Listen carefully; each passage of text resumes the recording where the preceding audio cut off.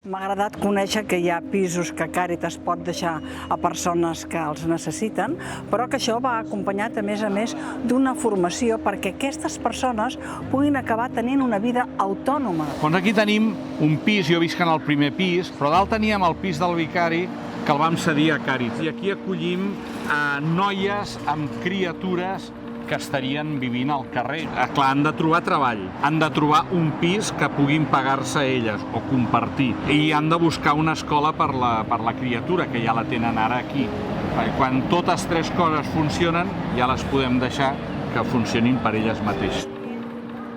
Càritas encara ho tenia molt associat a roba i aliments, però no a poder deixar un pis compartit, però que representa una ajuda i que a la vegada hi ha una educadora i que permet que una persona es pugui desenvolupar, es pugui anar creixent. Y nada, vine a Càritas para que me ayudaran por el tema de mi embarazo, al estar sola, no tener familia.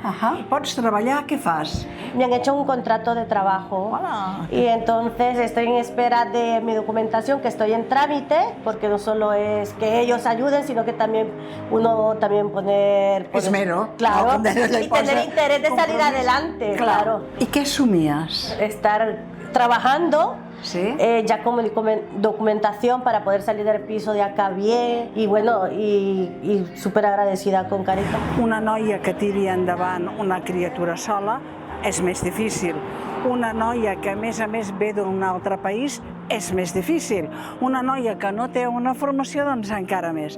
Per tant, hi ha diverses circumstàncies que fan que realment hem de mirar-les perquè són persones i les hem de poder tractar com a persones perquè tinguin capacitat de desenvolupar-se.